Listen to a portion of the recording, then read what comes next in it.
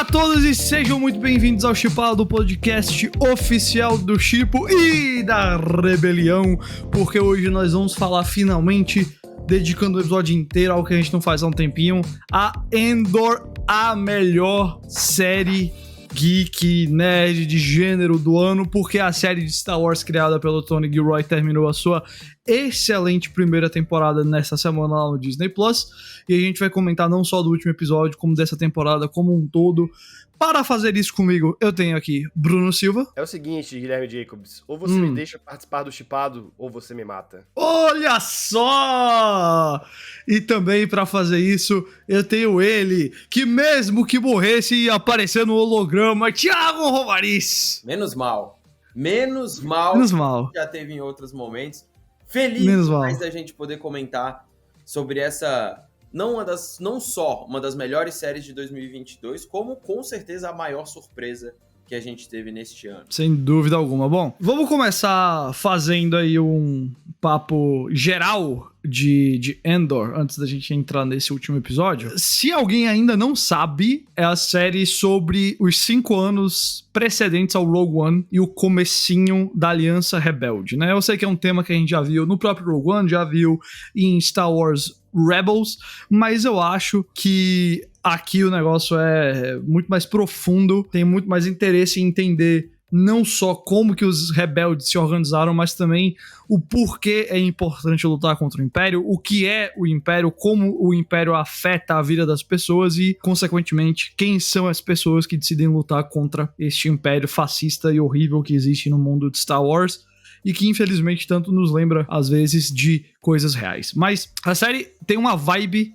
que eu vou já entrar nesse ponto com vocês aqui pra gente conversar. Pra mim, a melhor coisa dessa série foi o quão diferente ela é de tudo que a gente tem de Star Wars. Porque, honestamente, se ela fosse só, tipo, o Rogue One, mais ou menos, pô, a gente já tem o filme. A gente já tem várias histórias sobre esse período aí entre os episódios 3 e 4. Então, tanto que lá no primeiro semestre eu até publiquei um texto criticando muito a insistência de Star Wars em se repetir. E uma das coisas que eu falei foi isso. A gente tem outros períodos de tempo pra minar, como vai acontecer, por exemplo, com a Acolyte ano que vem, mas parece que Star Wars é preso ali até o episódio, entre o episódio 3 e 4. E olha, se é pra você ainda insistir nisso, você precisa de uma abordagem inédita e muito bem feita, e pra mim é o que Andor faz aqui nessa primeira temporada, que mistura muito uma abordagem de espião mesmo, sabe? Não Missão Impossível, tô falando um negócio bem espionagem, tenso, cauteloso, cuidadoso, com muitos protagonistas e muitos coadjuvantes, e que, tirando o Cassian Andor do Diego Luna, que a gente sabe que tá no Rogue One, qualquer um pode morrer a qualquer momento. E por conta disso, por conta dessa tensão e também da abordagem muito humana, de você olhar pros personagens como pessoas, não só como máquinas na grande operação que é Star Wars, e tentar entender como é que o Império afeta a cultura delas, e afeta a comida delas, e afeta os relacionamentos e as contas bancárias e tudo mais. E a gente realmente teve aqui uma expansão do universo Star Wars. A gente viu coisas que a gente nunca viu antes. A gente viu fábricas dentro de prisões, a gente viu roubos em planetas quase sem habitantes mais, a gente viu planetas resort, a gente viu várias outras coisas. Então, por trazer tanta coisa inédita e fazer isso com tanta profundidade, eu achei que Andor foi essa grande surpresa, como o Thiago falou, e pra mim é uma das melhores séries do ano.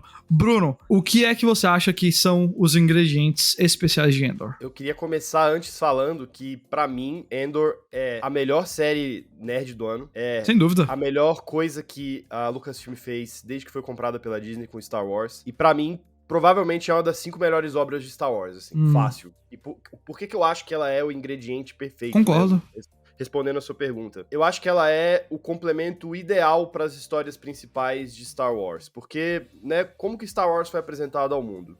Uma história muito carregada de misticismo, né?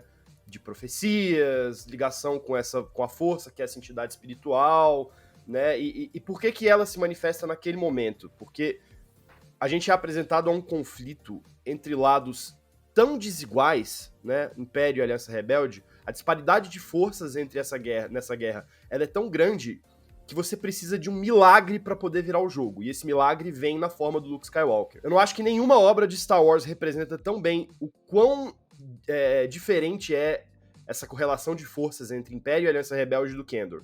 Eu acho que pela primeira vez a gente tá vendo, assim, por que o Império mete tanto medo pra valer, assim. Talvez desde Rebels. Rebels eu acho que faz isso com uma certa... Mas ao mesmo tempo, o Rebels ele é mais virado pro lado Jedi também da coisa.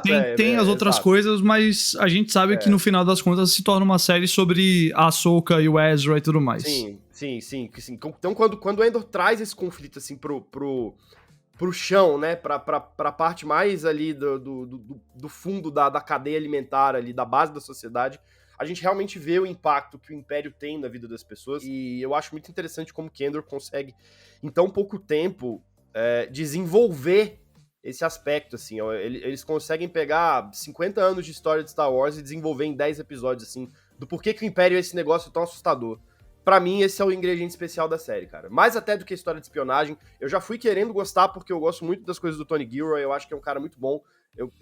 É um gênero que me agrada, essas histórias de mistério, com espionagem, esses thrillers políticos, e o que Endor conseguiu entregar, pra mim, superou completamente as minhas expectativas. Thiago, onde é que Endor está na hierarquia de Star Wars pra você agora? Cara, vai ser difícil colocar exatamente agora, acho que precisa terminar a série, né, e só tem mais uma temporada, isso é bom. Isso. Mas eu não tenho dúvida também que ele tá entre as melhores obras, assim, de Star Wars. E é curioso, acho que a minha visão vai complementar um pouco a do Bruno, porque a gente vê realmente essa apresentação de Star Wars como algo mais místico, né? A jornada do herói mais tradicional, mitologia, monstros, magia, etc. Mas um aspecto muito contemporâneo e independente do tempo de Star Wars sempre foi essa questão dessa luta, né? Dos rebeldes contra o Império, de rebeldes contra um sistema, né? Sempre foi isso, de oprimidos contra a opressão. E a real é que isso nunca esteve como protagonismo, de fato, da trama. Sempre foi um herói que representava isso, mas muito mais representava a jornada individual dele, né? E aí... mesmo o supracitado aqui, Rogue One... Exato. O Rogue One é mais sobre a questão militar dos rebeldes. Como eles fizeram uma vitória inexplicável, mas não é muita sociedade como isso aqui é. Mesmo a Jyn Erso, ela tem o estereótipo clássico do herói, né? De você ir se entendendo e ela tem uma inocência dentro dela que a gente não vê em nenhum momento no Cassian Andor. Né? Aqui a gente tá vendo em Andor um herói que reluta e que ele já começa e continua fazendo basicamente todas as receitas erradas para entrar em algum lugar. Ele aprende o que é a rebelião com os erros que ele comete e naturalmente com as perdas com os sacrifícios que ele tem que fazer. Né? Andor, para mim, é uma série sobre sacrifícios. Né? Ela é sobre o que você tem que abrir mão para conseguir fazer com que o bem maior das coisas funcione. E isso acontece no lado do Andor, mas acontece também no lado do Império também, que a gente vê isso acontecer outras vezes, né? Eles ficam... o jeito que eles representam o Império aqui é um negócio assustador, assim, porque ele não é assustador visualmente como é o Imperador, ou como é o Darth Vader e tal. Bicho, tem especialmente nesse último episódio, a cena em que a agente da BSI lá entra com o outro cara que ele salva ela, né, do motim lá, tudo mais. Mano, o rosto da mulher, velho, é uma parada. É muito bom. Pronta pra matar. Que isso, bicho? É um negócio, é o medo misturado com a raiva, e é justamente o que acontece nesses sistemas, né, do tipo... A obsessão pelo controle, a obsessão pela morte, a obsessão pela eliminação de qualquer possibilidade de revolta.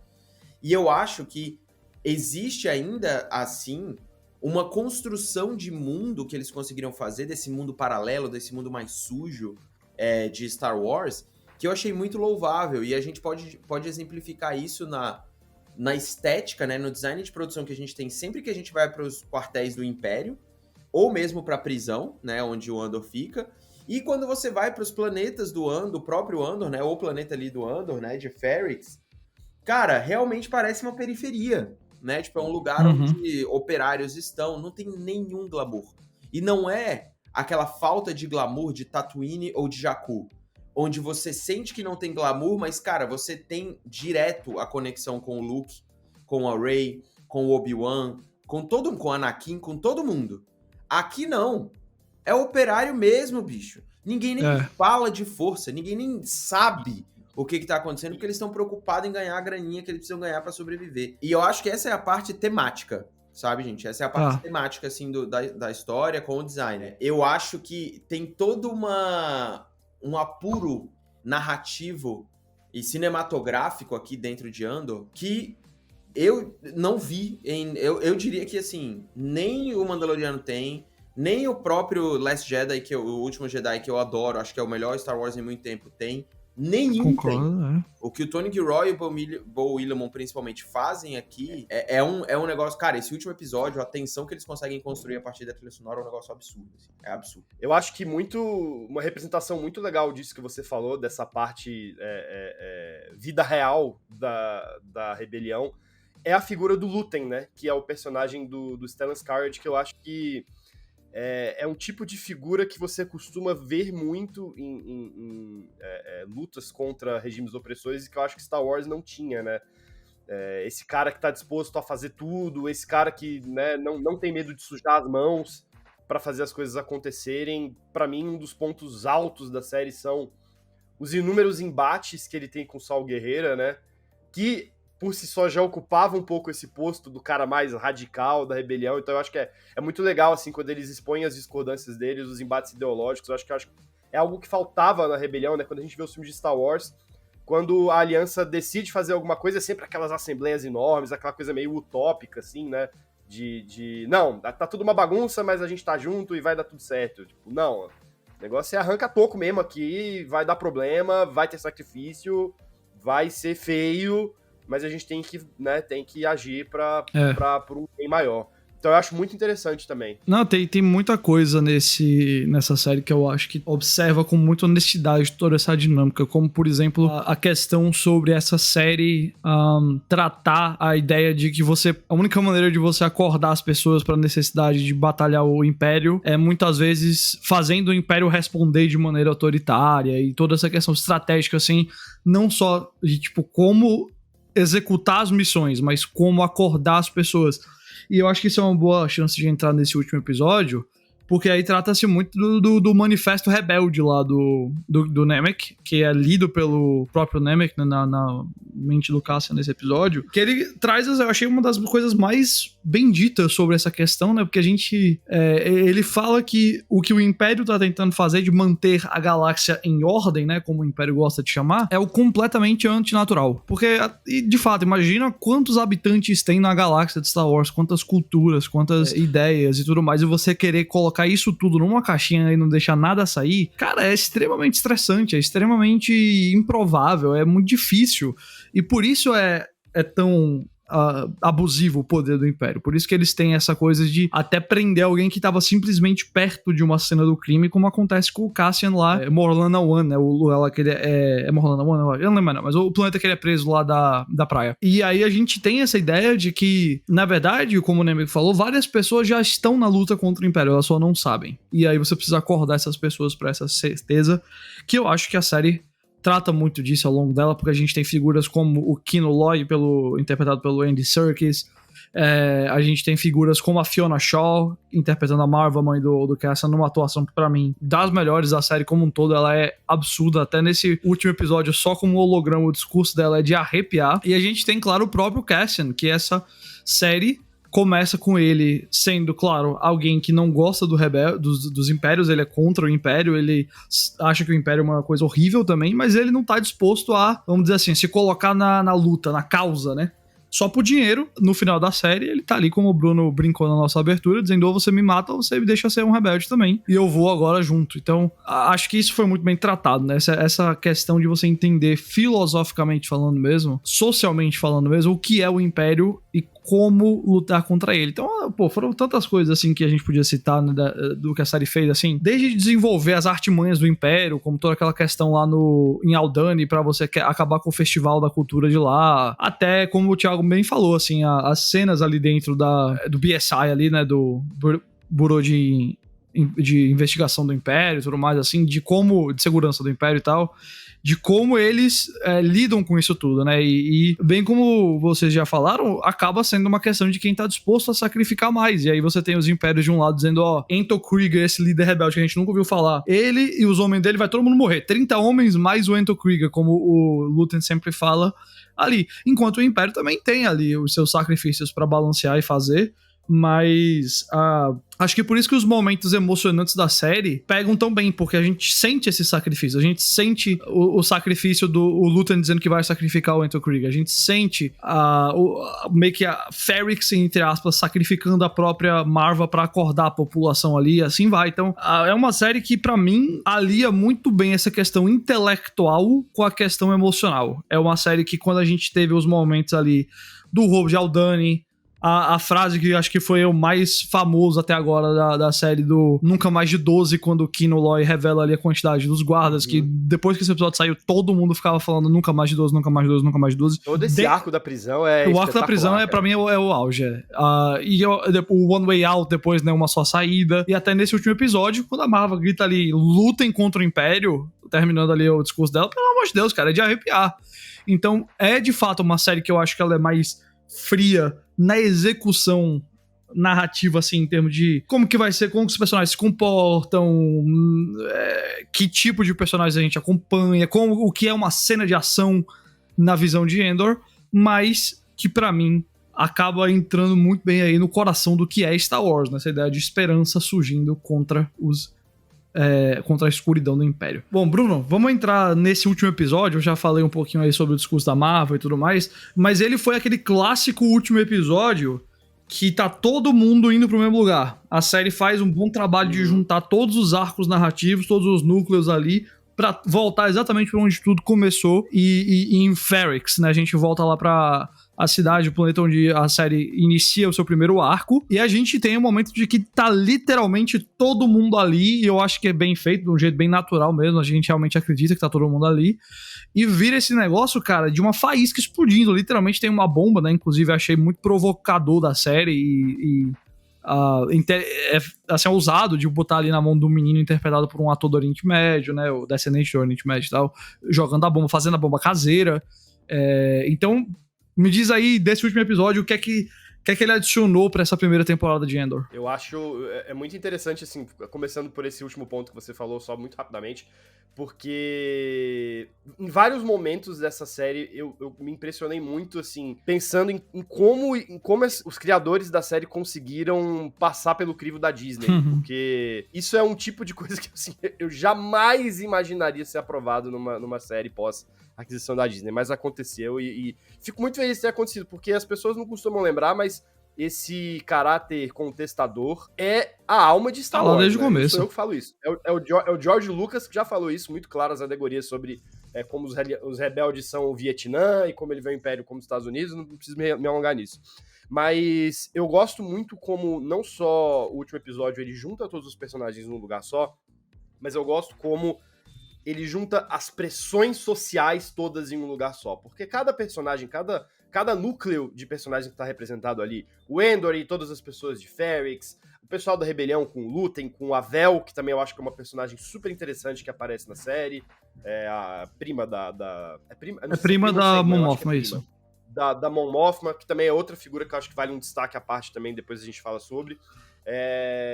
Os caras do Império, o maluquinho lá da corporação que começa assim, aproximar do BSI, o Cyril, você tem uma série, e é meio como se fosse uma panela de pressão mesmo, assim, a situação ela vai escalando de um jeito, você sente que existe, assim, que vai acontecer, vai estourar em um lugar, e tudo culmina nessa sequência literalmente explosiva, mas não só num sentido literal, mas num sentido figurativo também, de que o negócio é super caótico e o menino arremessa o explosivo, e aí de repente o caos começa a acontecer, sai tiro pra tudo que é lado, a expressão de pânico na cara das pessoas de ambos os lados do conflito, né?